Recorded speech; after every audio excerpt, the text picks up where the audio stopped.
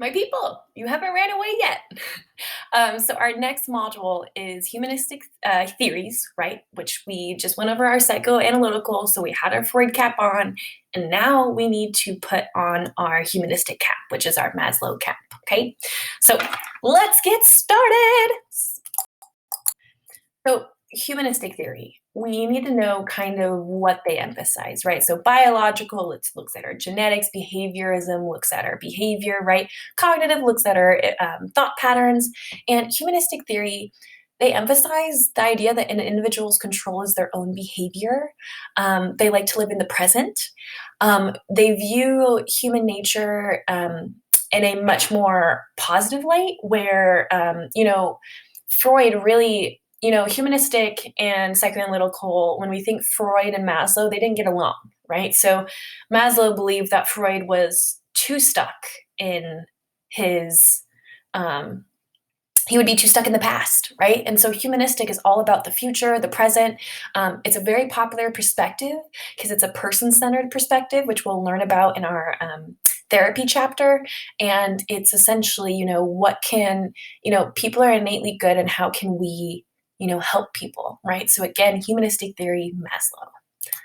And we'll learn about Rogers today, his friend. So humanistic, it kind of embodies these four aspects. We have inherent goodness of people. Self-awareness and free will are very important. It's important for people to be self-aware of how they're feeling, how they react to things. Free will is really important, right?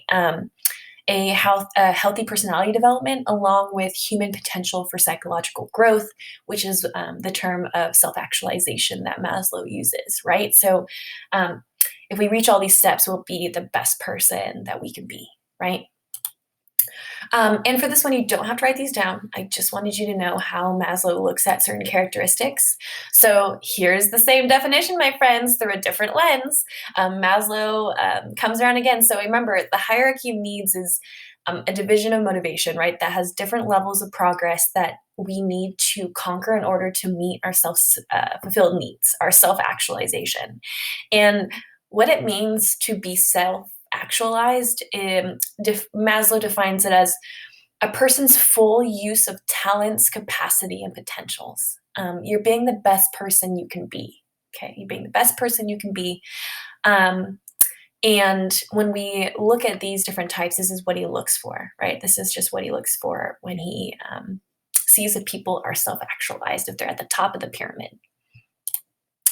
And again, just a few characteristics of the people who fall on the top of the pyramid. Accept self unconditionally. You understand yourself and you're okay with yourself and who you are. You are very democratic in nature. You can hear both sides. You do like privacy, right? There's things that we keep private. There's things that we share. We focus on problems outside of ourselves, strong ethical and moral sense.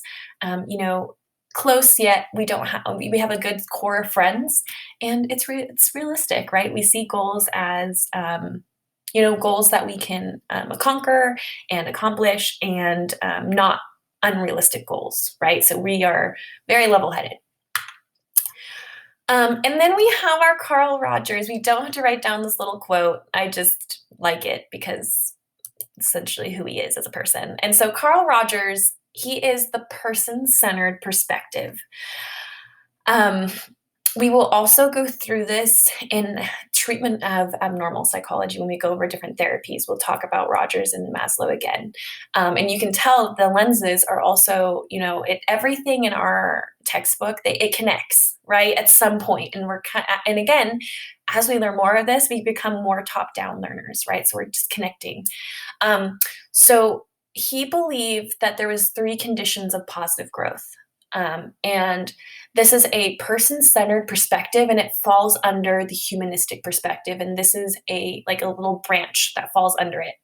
And it's where Rogers dominated. And this is what Rogers is known for. And it's called his conditions for positive growth and people-centered perspective. And there's 3. You need to be genuine. You open with feelings, be transparent, and just be real, right? And this is when we talk about, person-centered. You can almost think of this as a type of therapy you can also see through a viewpoint. Empathy, right? We have to be able to share and mirror others' feelings with, we need to be able to empathize with others. And, this could be harder for some, but it's, especially like right now during, COVID, and we have there's fires, there could be floods, right? But in all honesty, what I find is that trauma brings people together, and it makes actually more people empathetic because, empathy has to be learned, right? It's not innate, right? So you have to have empathy, and then acceptance, offering unconditional positive regard, an attitude of total acceptance towards another person in which, we value someone even despite their own mistakes, right? And so it's all about moving forward. It's all about, the conditions of having positive growth are these three things that we have, and we find that we are able to conquer with them. So that is Rogers. And then just real quick, evaluating the humanistic perspective, per usual, there's always the critics. And the big two is lack of empirical evidence, right? And same with all of these personality theories. They're theories because personality is there's so many factors, right? There's not a MRI machine that can be like, oh, this is your personality, like here it is, 100%, right? And some people say it's too naive and too optimistic, which is right up Miss H's alley because I love being optimistic. So, but these are the two big kind of critiques of the humanistic perspective. And, just a little bit based on, here's just a few I would like you to write, maybe pick one bullet point to write.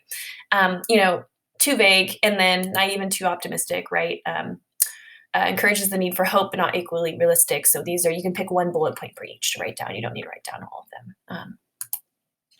And, just a few little other slides to wrap it up. So evaluating the perspective, right, just kind of like we talked about.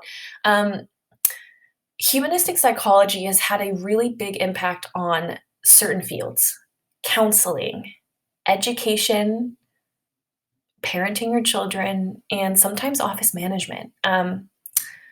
I like to approach, education, and I'm a very humanistic person, right? And so it's like my political point of psychology, right? So I'm a humanistic person, and no matter what you've done in the past, I feel like we should focus on the present and move forward, right?